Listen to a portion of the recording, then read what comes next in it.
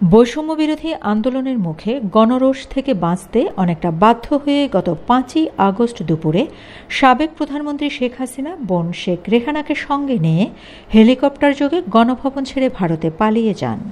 এর পরপরই মার্চ করে বৈষম্যবিরোধী ছাত্র জনতা গণভবনে প্রবেশ করে। শুরু হয় গণভবনে গণলুটের গণ উৎসব, যা টেলিভিশন ও সামাজিক যোগাযোগ মাধ্যমে সরাসরি সম্প্রচার হয়। এই গণলুটের দৃশ্য দেখে অনুপ্রাণিত হয় নারায়ণগঞ্জ জেলার রূপগঞ্জের কয়েক হাজার মানুষ। তারা বস্ত্র ও পাট মন্ত্রণালয়ের সাবেক মন্ত্রী দস্তগীর গাজীর মালিকানাধীন গাজী টায়ার্স কারখানায় লুটপাট শুরু করে, যা চলে ৮ই আগস্ট পর্যন্ত। কিন্তু আইনশৃঙ্খলা বাহিনীর পক্ষ থেকে লুটপাটে বাধা দেয়নি। গত শনিবার রাতে গোলাম দস্তগীর গাজীকে গ্রেপ্তার করেছে পুলিশ। এই খবর এলাকায় ছড়িয়ে পড়ার পর দ্বিতীয় দফায় আবার বিভিন্ন গ্রামের লোকজন লুটপাটে জড়ান। কিন্তু লুটপাট চলাকালে নিচতলায় আগুন ধরিয়ে দেয় লুটপাটকারীদের কয়েকজন। ফলে ৬ তলা বিশিষ্ট এই ভবনের বিভিন্ন তলায় প্রবেশ করা বড় একটি অংশ বের হয়ে আসতে পারেনি। পরদিন অন্তত ১৭৫ জন নিখোঁজ থাকার বিষয়টি প্রকাশ পায়। ২ দিনেরও বেশি সময় ধরে দাউ দাউ করে জ্বলা আগুনে নিখোঁজ ব্যক্তিরা অঙ্গার হয়েছে বলে ধারণা করছে তাদের স্বজনরা। অনেকে মোবাইলের স্বজনদের কাছে তাদের উদ্ধার করার জন্য আকুতি জানান। কেউ কেউ কারখানার ছাদ থেকে চিৎকার করেন, কিন্তু আটকে থাকা লোকজনকে উদ্ধার করা সম্ভব হয়নি। এদিকে গাজী টায়ার্স কারখানার সহকারী মহাব্যবস্থাপক সাইফুল ইসলাম বলছেন, নিখোঁজ ব্যক্তিদের তালিকায় কারখানার কোনো শ্রমিক নেই। ফলে নিখোঁজ ব্যক্তিরা কেন কারখানায় এসেছিলেন সেই প্রশ্ন উঠেছে। সাইফুল ইসলাম বলেন, ৫ থেকে ৮ই আগস্ট কারখানায় লুটপাট ও অগ্নিসংযোগের ঘটনার পর থেকে কারখানার উৎপাদন বন্ধ। গত রোববার লুটপাট শুরুর সময় কারখানায় কয়েকজন নিরাপত্তা কর্মী ও কর্মকর্তা ছিলেন।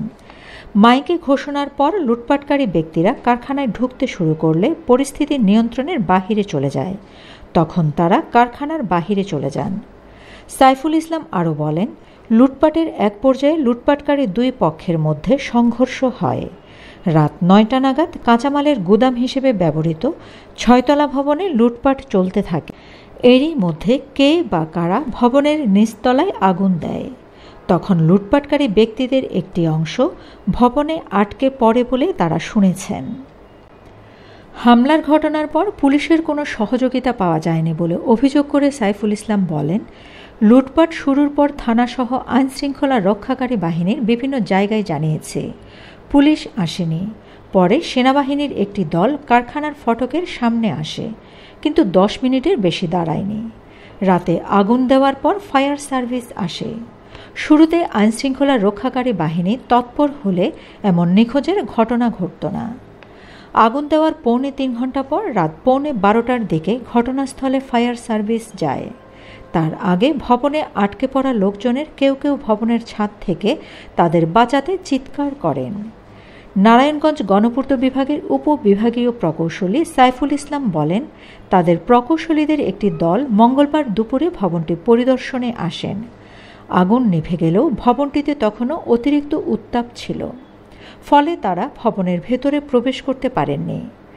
বাহির থেকে দেখেছেন আগুনের তাপে ভবনটির বিভিন্ন অংশ খসে পড়ছে। কয়েকটি স্থানে তখনও আগুন জ্বলছিল। ভবনটি খুবই ঝুঁকিপূর্ণ অবস্থায় আছে। আগুন লাগার ৭২ ঘন্টা পরেও নিখোঁজদের বিষয়ে সরকারি কোনো সংস্থার আনুষ্ঠানিক তথ্য পাওয়া যায়নি। ফলে দীর্ঘ সময় ধরে কারখানার বাহিরে অপেক্ষমান স্বজনদের মধ্যে ক্ষোভ তৈরি হচ্ছে। তাদের মধ্যে নানা ধরনের গুঞ্জন চলছে, গুজবও ছড়াচ্ছে। কথিত আছে, রোম যখন পুড়ছিল নিরো তখন বাঁশি বাজাচ্ছিল। ৬৪ খ্রিস্টাব্দে ঘটে যাওয়া রোমের সেই ভয়াবহ অগ্নিকাণ্ড আর নিরোর বাঁশি বাজানো নিয়ে ঐতিহাসিকদের মধ্যে বিতর্কের শেষ নেই। সমসাময়িক রোমান ঐতিহাসিক টেসিটাসের মতে ভয়াবহ ওই অগ্নিকাণ্ড প্রায় ৬ দিন স্থায়ী হয়েছিল। রোমের ১৪টি জেলার মধ্যে ১০টি জেলা সম্পূর্ণ ধ্বংস হয়ে গিয়েছিল। প্রাচীন রোম নগরীতে এই ভয়াবহ অগ্নিকাণ্ডের জন্য প্রায় সব ঐতিহাসিকই একচেটিয়াভাবে নিরোকে দায়ী করে থাকেন। এ সম্পর্কে সবচেয়ে প্রচলিত মিথ হচ্ছে, নিরো নিজেই রোম নগরীতে আগুন লাগিয়ে দিয়েছিলেন।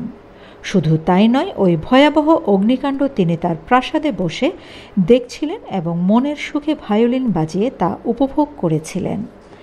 গত 2 মাস ধরে দেশের বিভিন্ন অফিস, থানা, বাড়িঘর, কারখানায় ভাঙচুর, অগ্নিসংযোগের ঘটনা রোমের অগ্নিকাণ্ড ও নিরোর বাঁশি বাজানোর ঘটনার সঙ্গে তুলনা করছেন অনেকে। Shamima Chowdhury, Shammi, BNA news 24।